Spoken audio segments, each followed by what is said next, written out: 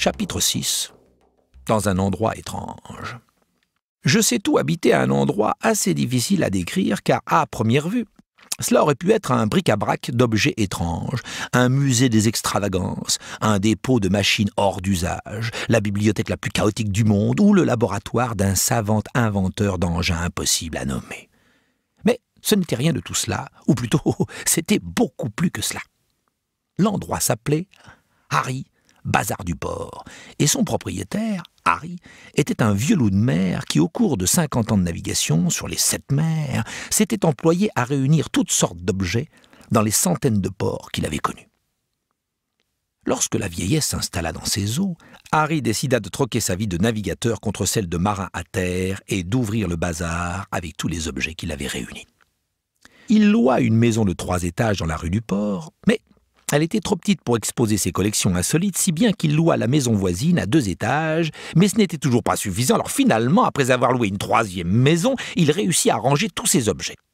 Rangés, évidemment, selon son sens de l'ordre très particulier.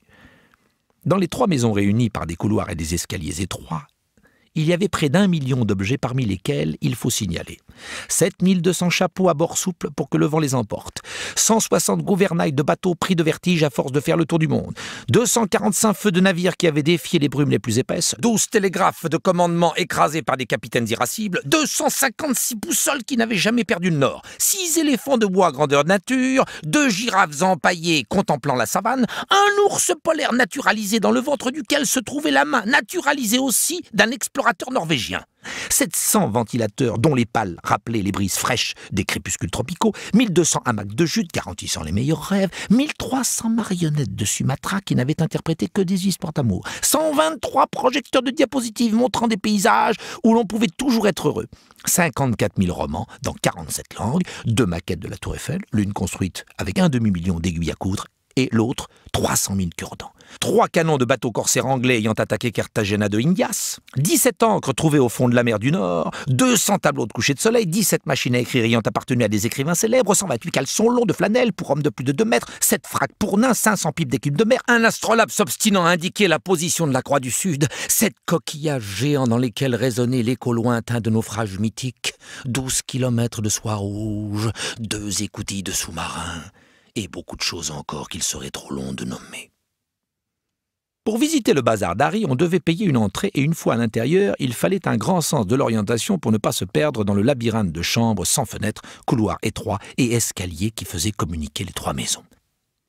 Harry avait 2 mascottes. Un chimpanzé nommé Mathias qui tenait la caisse à l'entrée, assurait la sécurité et jouait aux dames avec le vieux marin. Évidemment très mal. Il buvait de la bière et essayait toujours de tricher en rendant la monnaie. La 2e mascotte, c'était Je sais tout, un chat gris, petit et maigre qui consacrait l'essentiel de son temps à l'étude des milliers de livres qu'il y avait là. Colonello, Secrétario et Zorba entrèrent dans le bazar, la queue en l'air. Ils regrettèrent de ne pas voir Harry derrière le comptoir car le vieux marin avait toujours des paroles affectueuses et des saucisses pour eux. Un instant, sac à puce, vous oubliez de payer l'entrée. Depuis quand est-ce qu'on